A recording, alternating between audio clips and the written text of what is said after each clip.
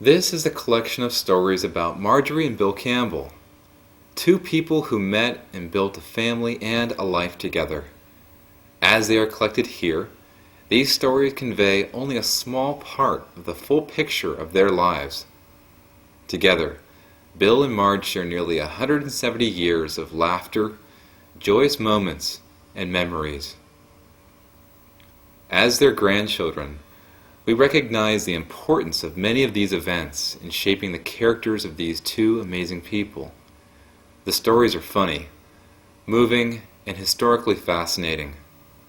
For clarity, we have divided events into 5 life segments: Marge's childhood, Bill's childhood, how they met, the early years of their marriage, and years in the Speedboat Club. With this collection, we hope our children, and someday their children, can come to understand a little of what we have been so fortunate to know about these two amazing people.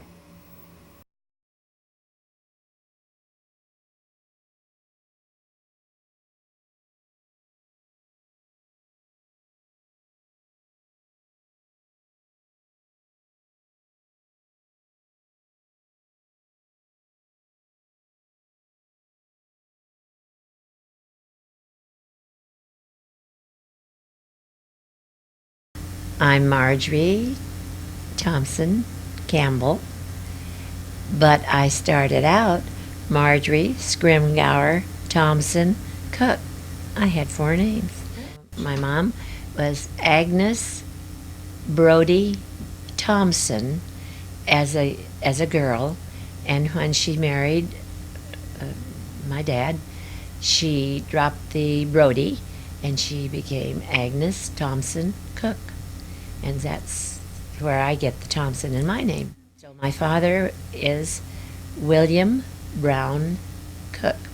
So they grew up in school together as kids, and they were married. My dad was about 20 and my mother 19, something like the ages of Bill and I. He was a steam fitter and a pipe fitter and an expert in steam fitting, like you do on well, he was a plumber, of course, like they do on the big ships. But he was a hard worker. He always, if there was any overtime, he would work the overtime. This is when he was working for someone else. Anything, always to make better for the kids, make a good living. And then at one time, for a period in San Diego, he had his own plumbing business, and it was called Scotty the Plumber. Had a big sign up at the his place of business. His business was really the property behind us, part of our behind our home. Actually, in those days, you did things like that, and he had that for quite a while until the 1929 crash. Then he was on his own again. But anyway, that's how I think of him.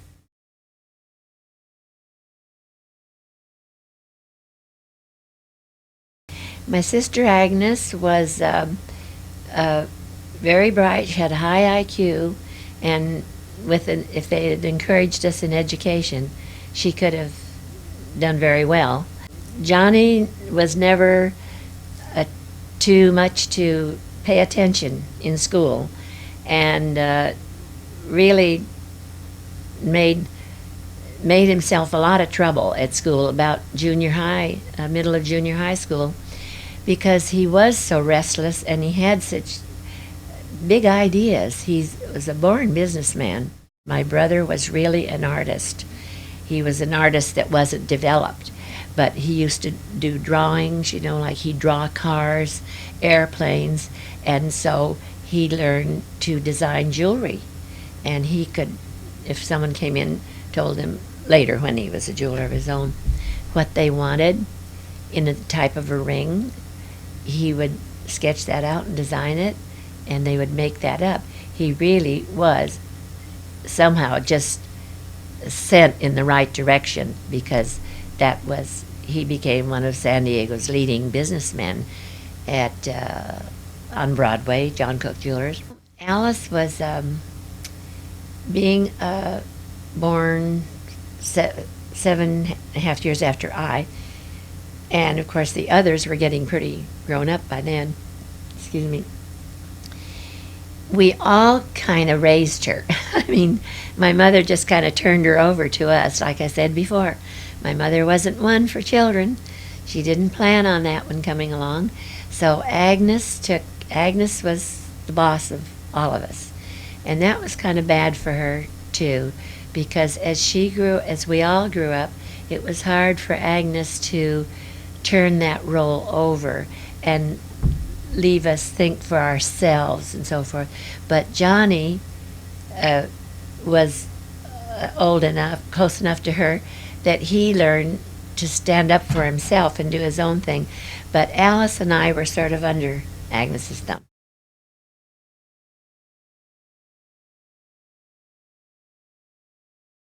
And my folks were not drinkers. They didn't even. My mother used to make home brew beer, but just for their friends. They didn't drink at all. But he would sing this drinking song, and of course we all sing it too. Well, how's it go? Oh, that. Let's see. No, wait a minute. That's when Irish. I was just reminded. Okay, just a wee. Oh, a doch and doris means just a little drink. You have to have a drink in your hand. Yeah, and you usually have a drink in their hand. And a wee button bin means a little apartment, a button bin. And then, anyway, so you'll understand the rest of it. It's just a wee doch and doris, just a wee drop, that's all. Just a wee doch and doris, afore we gang awa. That means before we go away. For there's a wee wifey waitin' in a wee button bin. If you can say it's a brabrich minlich nich, then you're arich, you can. And you can means no, you know. But so what it would mean when you say you can, it would mean you've got it or you understand, you know. So if you can say that, it's a bra brich minlich nich, means it's a bra bright moonlight night. And if you can say that, you're all right.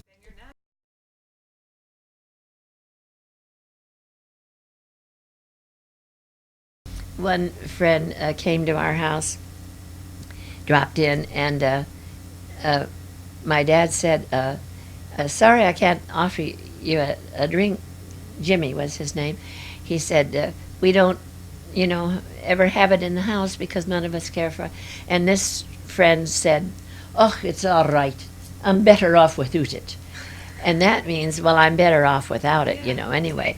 So after they left, my folks laughed about that and said every now and then they would, if there was something they shouldn't eat, they'd say, oh, I'm better off without it. So that's, Bill says that all the time too, my Bill.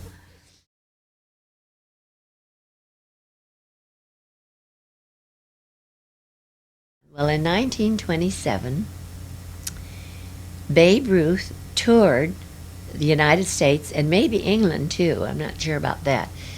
And he was the highest paid professional athlete in the country. And he visited the main cities of the different states, and he came to San Diego. And he would always be on the stage at the big theater in town. So he was on the stage of the Pantages Theater. It later became the California Theater in San Diego. Anyway, it's the Pantages Theater. And my brother Johnny was selling papers downtown. He was just a kid then. And I was 11 in 1927, you see. And Johnny came home and said, Babe Ruth, the baseball player, is on the stage at the Pantages Theater. And any kids that want to get up and you can tell a joke, or you can sing a song, or you can say a poem, or anything. And for Babe Ruth, he'll give you an autographed baseball. And so he said, why don't you come, Margie, and you impersonate Harry Lauder, because I used to impersonate Harry Lauder and all these singing the songs and all, for people's clubs. And so I said, okay.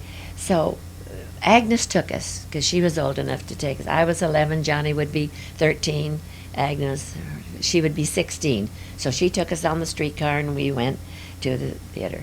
And so as you go in, you signed up with the man at the door. They had a table over there.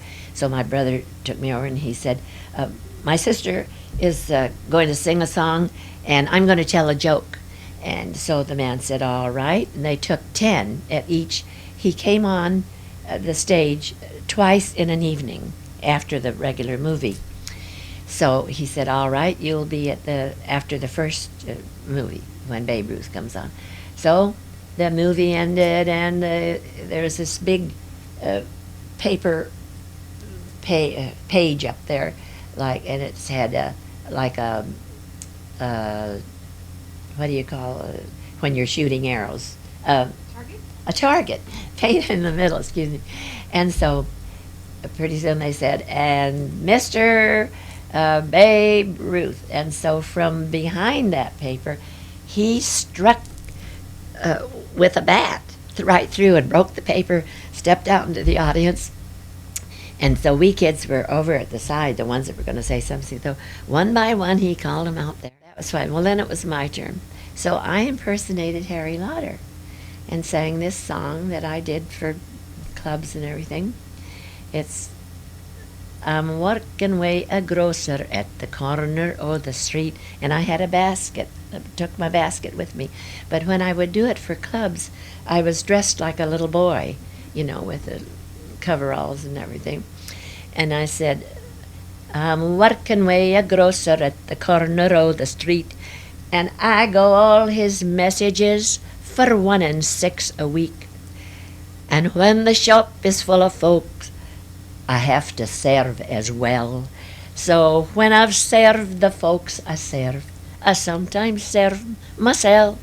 And then when I started this part, I would do a little dance. Really? But I'm up early in the morning, whether it is rain or shine. I'm up and doing and roon all the hooses in the tune. Weigh my basket till it's 9:30. And I tell you, they really applauded. And he put his hand on my head and said, this, I can't think of it now, this little girl should be introduced to Mr. Pantages. Pantages. And then the other kids did their thing, and then we all went down to our seats. And when we were going out, of course, my sister Agnes was in charge of us. We went out. The man watched for us coming out, and he pulled us over to one side. I don't know if it was the manager or what, somebody. And he said, we would like to take the little girl's name and number where we can reach her, and we'd like to have her come in for an audition. Really? I mean, it sounds ridiculous, doesn't it? And my sister said, oh, no, she can't do that. She can't. And so I thought, oh, well, yeah, be good, But Agnes took me by the hand, and out we went. I don't know what would have come of it, but anyway, boy, I was ready. I used to love to perform.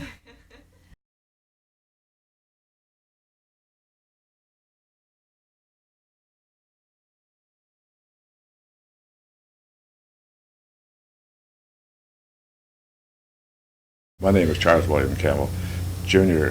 My father was Charles William Campbell, and he was named after 2 boys of his grandfather who went to war, and one of those boys was his father. And they were named Charles, and one was named William. And so that's where I got Charles William Bill Campbell, Jr., because my father was named the same thing. So here I am, Charles William Bill Campbell, Jr.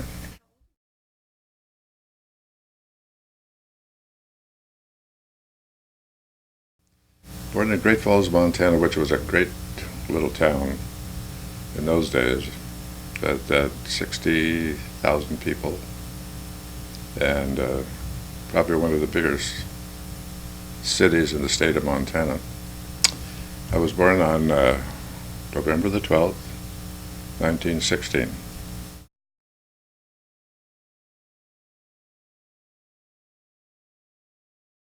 His name was They called him Bill, just like they called me Bill. I was called Willie because there was such a controversy between the two.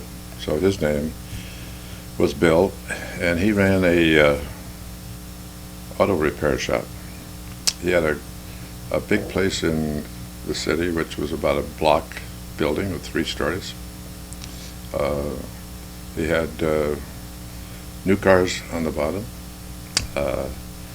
and then on the second floor they repaired the cars and took mud out of the fenders so that they could run, because it always was mud in Montana.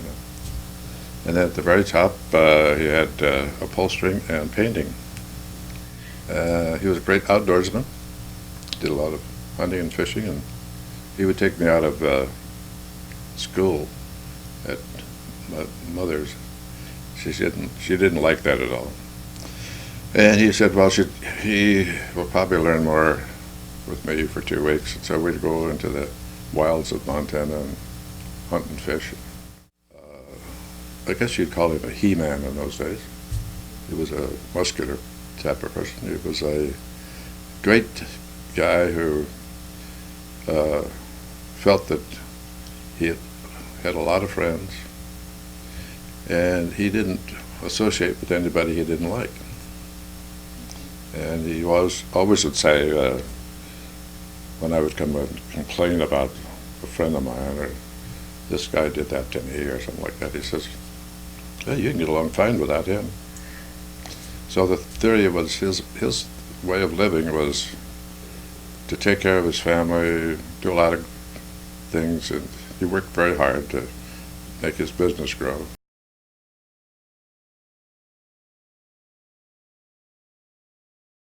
Her name was Mabel Prudence Campbell, and I don't know where Prudence came in, but it was one of those names that in those years they actually had a lot of different names that were handed down through the family. She was a very nice person, a very caring person, a good mother. She actually, at the tail end of her life, was always waiting for her ship to come in. When they were first married, my father and mother, they lived very high on the hog, as the saying goes. But then they had a good life. They didn't have any children for 8 years till after they were married. And he was in the process of moving up and getting into his business. So she liked that life and at that time lived in Wisconsin, and did a lot of going to the shows and all that different thing. So basically, in the latter part of her life, she got a little depressive mode, and specifically in the winters, and everybody gets depressed in the winters in Montana. There's a terrible thing about Montana in the wintertime.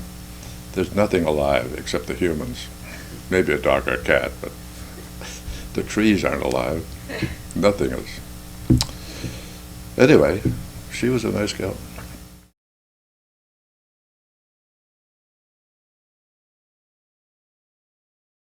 The little place we lived was what they called a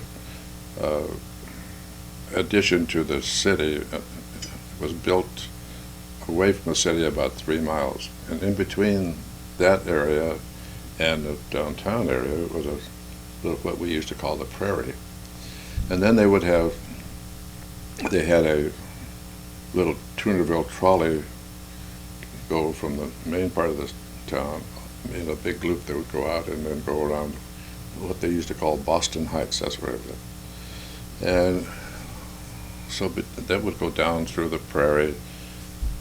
So the schools that we would have to go to after elementary school, like from kindergarten on up to 6th grade or so, we would have to then walk to a distance from Boston Heights down to very close to the center of town and go to that school. And that was probably the last school that I went to before I came to San Diego. But it's hard to believe, but we would be walking in 30-degree below weather. And my father would take us as far as he could in the car sometimes, if it got to really cold. And when we would get to the school, the teachers and all the teachers would meet all the children coming in and make sure that their nose wasn't frozen and their ears weren't frozen. Anyway, that was I don't think that we suffered from it too much. We were so bundled up if we fell down we never could get up.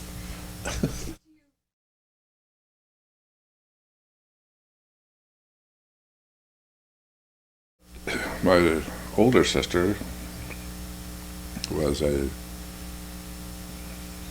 kind of a fun person, really had a lot of fun. She had a lot of good wit, and she was an antagonist type of person. She would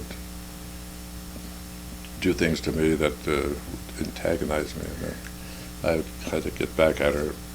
So I remember one time she was giving me a bad time. We were walking down the street, and in the street that we lived, we had some big cottonwood trees, and they would get pretty big around. So she was giving me a bad time, so I grabbed her hand and I took my little finger and just squeezed it down, and that, I don't know if you know that, but that really hurts. So she shoved me against one of these cottonwood trees and knocked me out.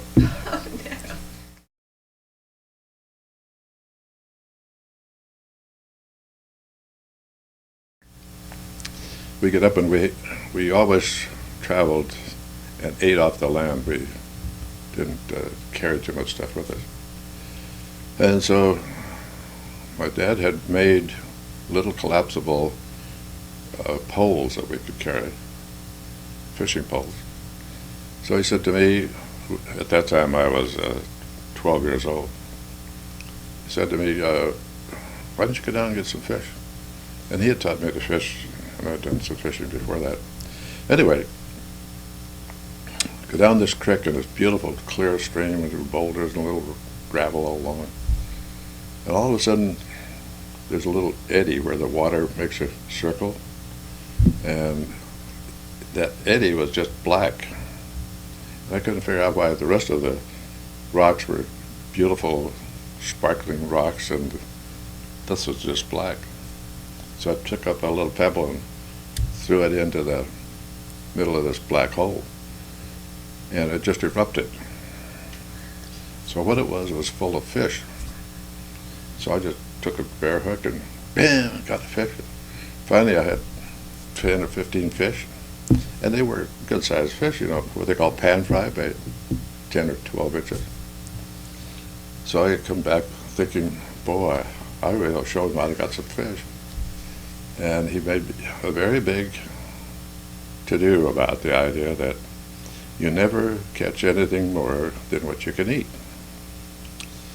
And so I had to clean all those fish that time, and we ate as much as we could, and then I carried the rest of those for the next day, and I smelled like a fish.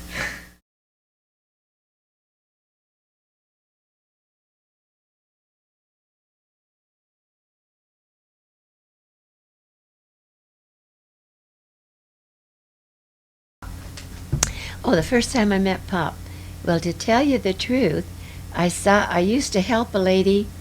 I had a driver's license, and she was just getting her driver's license. She was our neighbor out there in beyond Lemon Grove area. And I would ride with her because she had to have a licensed driver ride with her. I'd go in the store, and here was this cute guy, Bill. He worked at Abbott's Market. I would see him, and I thought, oh, he's a nice-looking kid, you know. And he looked older than his age. I looked younger. How old? I was, well, let's see, he was 16, and I had just had my 17th birthday. See, like right now, I'm a little bit older. And so then we'd go on home, take that lady home, and then the next day or so, I'd probably said to her, well, do you want to go get some groceries? Because I really wanted to just just get away or something, I don't know. And she said, oh yeah, you want to go see that cute boy? And I said, oh no, I don't. And I really I wasn't smitten by him or anything, but I remember he was there.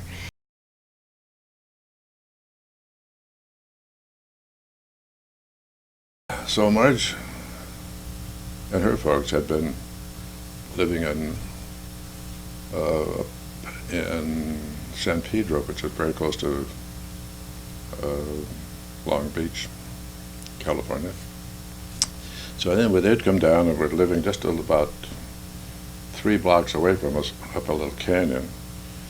And so every day we'd have to catch the bus to go to school. And so she would run down this little canyon, and I would be walking down over on the edge, at the top of the canyon, and wind up down the same bus plate. But when she would fly, she had real big, long curls and just flying all over. She looked really nice.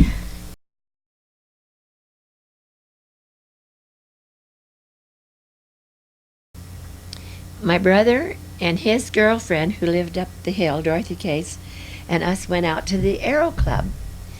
And this was a teenage club that they'd have a little meeting. There was a president and treasurer and all that. They'd have a meeting and talk about their business or whether they were going to go on a picnic the next Sunday or what. And then after the meeting, we had a chaperone. Mr. Patterson was our chaperone. His 2 boys were in the club. And after our meeting, they would have this little radio, about this high, little table radio, turn that on, and we dance. And the girls were teaching some of the boys how to dance, and the boys teaching the girls if they knew how. And so while we were mulling around waiting for the meeting to get started, I was standing there talking to some girls that I knew before we had moved away. And this young kid stuck his head around, there was a wall here and door on each side. He stuck his head around there and he said, "Hi." And I thought he was talking to someone behind me. And so I looked like that, and boy, when I looked back, he was gone because he was embarrassed, and that was Bill. And I said to Dorothy, I've forgotten her last name, but anyway, Dorothy Neal, I said, "Oh gosh, was he talking to me?" And she said, "Yeah, I guess so. You know him, and that's Bill Campbell." And I said, "No, I don't know any Bill." She says, "He was here before you went away." And I said, "Well, is he the kid that works down in the store, down in Abbott's?" And she said, "Yeah." I said, oh, gee," I said, "I'm sorry, I didn't know he was talking to me." Finally, Bill, he got up the nerve and asked me to dance, and so I don't know if it was that night or we kept going, my brother and I, every Friday night we went there. And finally, one of the nights, we were dancing, and he said, I'd like to dance with you the rest of my life." And I thought, oh, how silly.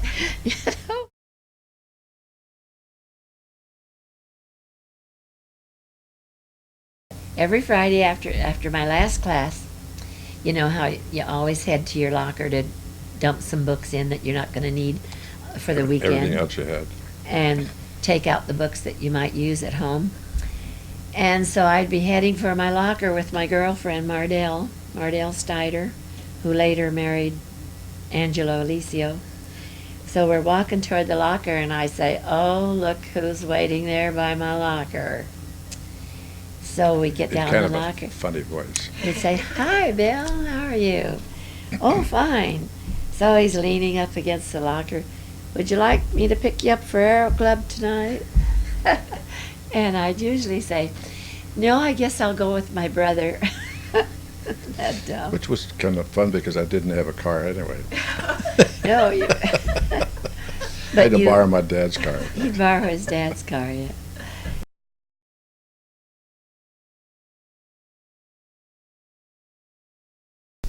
We weren't going real steady the first year that we knew each other, but he asked his mother, could my girlfriend, Marjorie, he had taken me out there to meet him, could she would you invite her to Marge's wedding, his sister wedding? And so she consented, It's a wonder because she was pretty covetous of her family. And she she didn't want any of them to get married. She was all broken up because his eldest sister had only gone with her guy about 7 years. And even then she said, oh, there's such an empty spot now in our family. The beautiful jewel is Basically, gone. my mother always wanted to have all the kids home, like on any holiday. It didn't make any difference whether it's Flag Day or whatever. Like every weekend. Yeah, that's Every right. weekend. Yeah.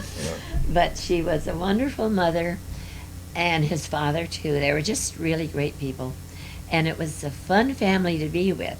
And that was so different from my family, because my sisters and brothers, not so much when we were little, but as we were growing up, and I was the first one married, and my sister was married, and then my brother, we couldn't be at a gathering together for 2 hours before somebody would be snipping at the other one or arguing, or, I mean, and it just, of course, a lot of those problems were created due to some things that my mother would kind of mischief that she'd get into. So I couldn't believe this family that were all so congenial to each other, although my brother and I were very close. And one time we were all up in the snow together, and my brother hurt his leg, and I was crying over him and saying, oh, honey, you know, where does it hurt, honey? And the man said to Bill, I thought he was with that blonde over there. What's this girl honeying him for? And Bill said, that's his sister. That's her brother. Because we were really close, Johnny and I. We'd stick together, you know. Well, that's why we got into boating, because of Johnny and Marge being so close, you know. And anyway, Marge had a great family, basically.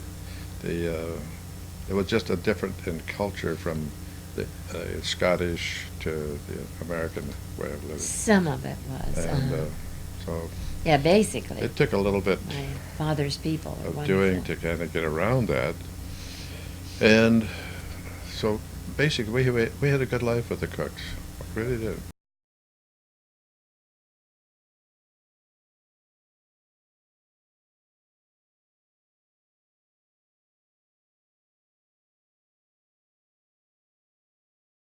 I was a linotype operator, which was probably the better paying job of printers, because there weren't too many of those. And I figured out that if I learned how to repair these things, that then I could do a moonlighting and go out and repair the linotypes. So I did that until we finally figured out that I was in the Army. Bill's number came up in the Army, and in the draft. And before, when we bought the print shop, they wouldn't take anyone over 26 into the service, and especially if you had children. But the Belgian Bulge occurred, and we lost so many men, had to retreat, and they raised the draft age to 30. And Bill was 29. And so we had just gotten the print shop, found a place on El Cajon Boulevard. It was right near Euclid and El Cajon, about a block down. And we got all this equipment moved out into there and got it all stocked and everything. And the man came. There were just enough window panes up above the outside, the front, to put Campbell, C-A-M-P, the letters, Campbell, and then down here, Printing Company. And the man was just finishing painting these beautiful letters up there, Campbell Printing Company. And in the mail came Bill's notice, dear, what does the draft letter from the president? It's from the president, and it says, dear American citizen, or something like that. It is your time to go and get your physicals. About that time, it was really getting uncomfortable for a young man to be not in uniform, because everyone in Navy or Army, even if they were home on leave, had to be in uniform. So civilians stood right out, and young as he was, sometimes it was kind of uncomfortable, and it seemed like he was almost a relief to go. But we did have to sell the business. I couldn't run it without him.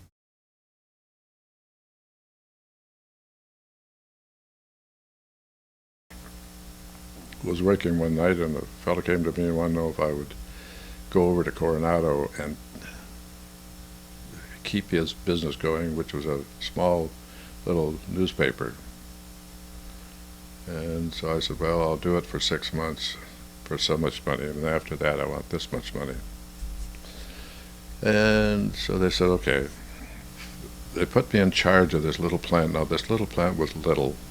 It had 3 people in the back room working, 2.5 people in the front, and they were putting out a 8-page weekly newspaper, and they were losing money. And so I was in charge of what they called the back shop in those days. And so we just kept rolling along and kept going, and we finally, the fellow who owned it sold it, and a new couple came in, and so they just kept me on. And from there on, right after the war, things started to boom. More money was available. TVs were just being really produced, and so everybody was ready to advertise what they were doing. So the paper kept going and going. So I finally wound up from there. I became the business manager. The fellow died that bought it, and another guy bought it and made me the publisher.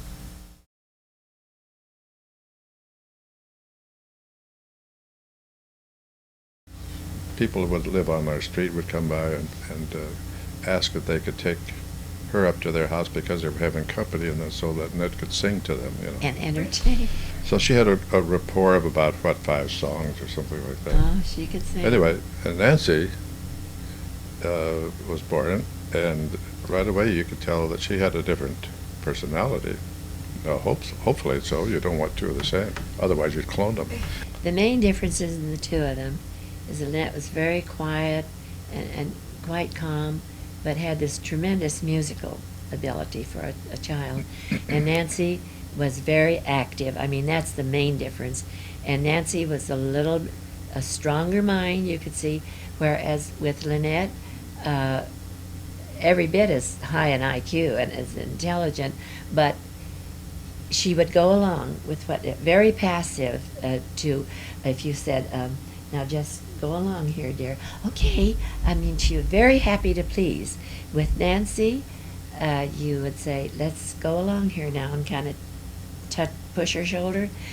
Okay. She would do it, but she wanted you to know that she was doing it because she wanted to.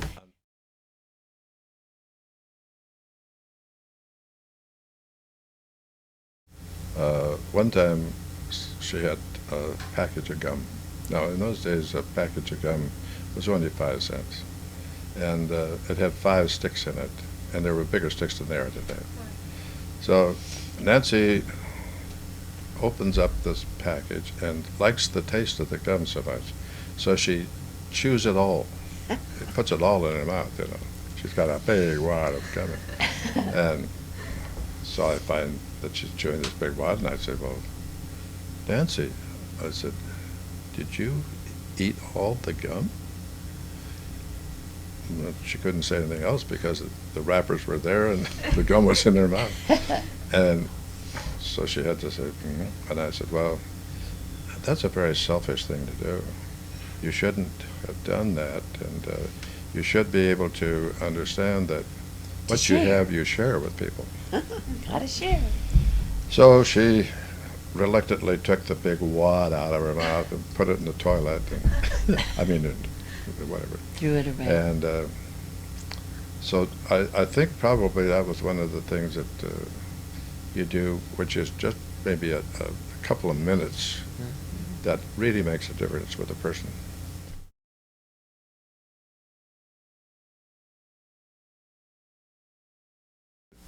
They were arguing, not really mad at each other, but they're arguing back and forth.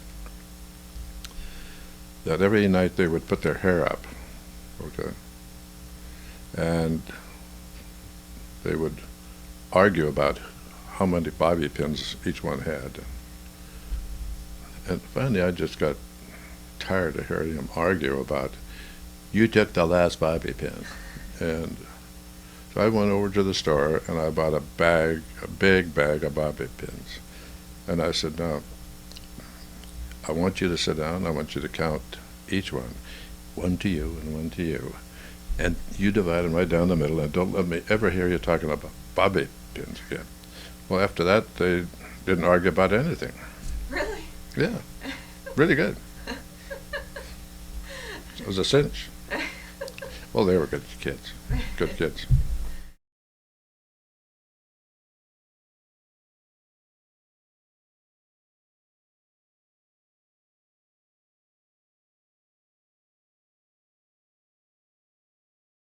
It was a weekday, and they talked me into going down skiing. I always wanted to go, but Bill would say, no, that George Fogarty and those guys, they're a rough crowd.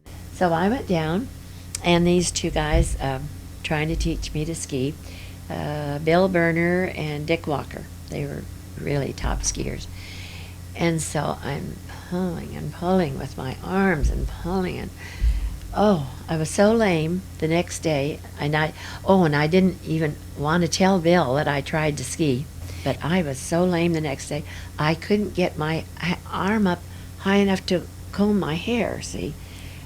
Well, I guess I went again. Yeah, I went the next week, and without Bill. And Johnny said, get out of here, Berner and Walker. I mean, you guys don't know what you're doing. You don't know how to teach anybody. Said to me, you were all lame, weren't you, last week? Your arms were... He said, well, that's because you were using your arms. You're not supposed to use your arms to get up on skis. Oh, I'm not. So he said, had somebody else drive the boat. So he said, okay, now all you do, you just keep your arms straight, like we tell everyone. Your arms straight and your knees are bent. And as soon as he starts putting the gas on, you stand up.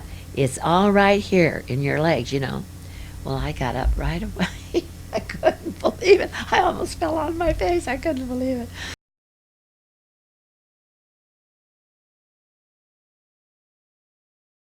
What really started us getting into it was that Marge's brother had a boat, got a boat.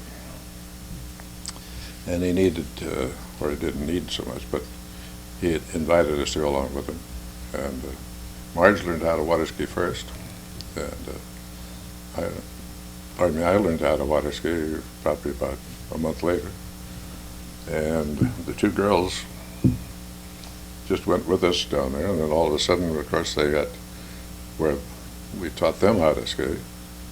So we were in that club called the San Diego Speedboat Club for a good many years.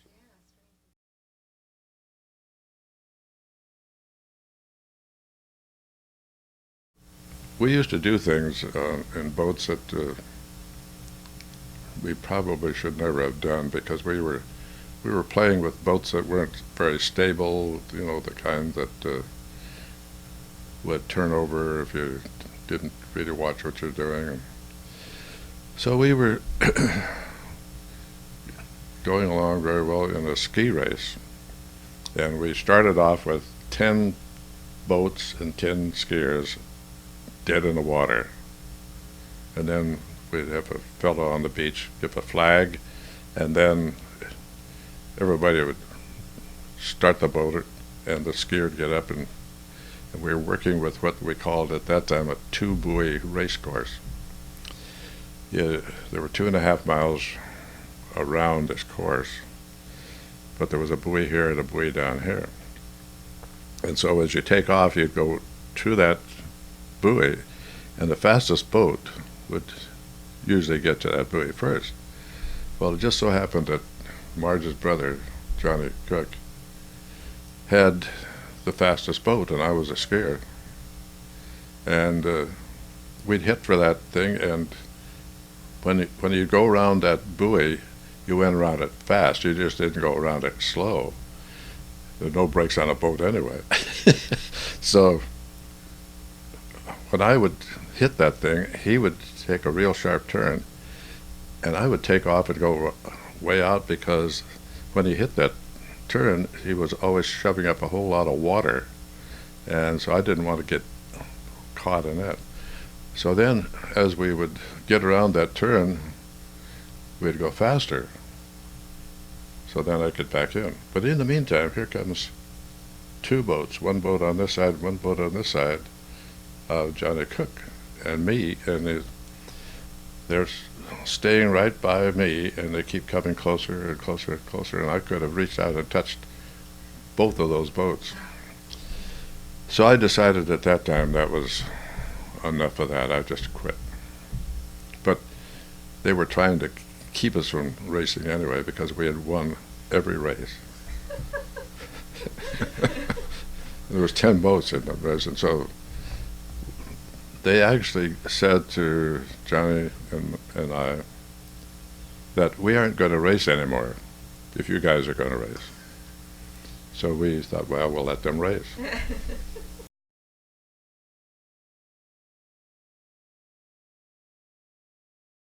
Let's see, I'm trying to think if Lynette did.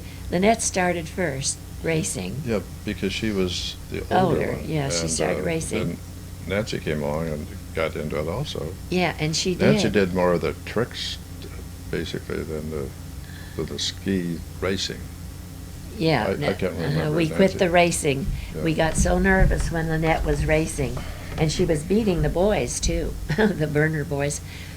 But we didn't worry about it when we were racing. We didn't do the fancy stuff then. It was just racing. But when we saw Lynette out there, I would get sick to my stomach on the beach. I'd be so worried about her. So we said, that's it. We quit, and you girls don't. We'll take up ballet and trick skiing. Not all you girls, not me. Yeah, and trick skiing. Let's see. I guess you didn't ever go for trick skiing, No. but you did jumping. I pulled the people that did the trick skiing. Yeah, and he took some the of them. girls. But as far as getting back, did they like to compete? Yes, they did. And Nancy got so she was more hammy. Yeah, like I say, Lynette was always wanted to perform. Nancy wanted to be in the ballet and the shows, and she was really a beautiful skier. Both of the girls. Well, we have movies of them, and everyone's people clubs, and they were still the best ballet. But Nancy wanted to be so badly, but she couldn't swim when it was all getting started, you know. And she always had to wear a life jacket to see. Years ago, we didn't have to wear life jackets, but we did. When they just started learning to ski. Remember, Johnny pulled her up by the life jacket, but you didn't have. It wasn't a law. But with Nancy and some other little girl in the club, Gina, they had to wear a life jacket because they really couldn't even tread water that well. So she wanted to be in the ski shows. And Which was we at said, night, by the way. This one. well, one was at night. Yeah. But we said, Nancy, you can't be in a ski show, honey, in a ballet outfit and a life jacket on. It just doesn't look pretty. But so we're going to go and take swimming lessons. So I took them all summer for swimming lessons down at the Muni. We went quite a bit. And she learned the basics, enough to tread water. Then when she got into college, or maybe even in grammar school, junior high, she took a swimming class, and when she got into college, she got an A in swimming. She learned the butterfly, all of them, and you had to pass a test, you know, to get your grade and everything. Just so I guess she wanted to be in it. She really enjoyed it. She got into it and really enjoyed it. Mm-hmm.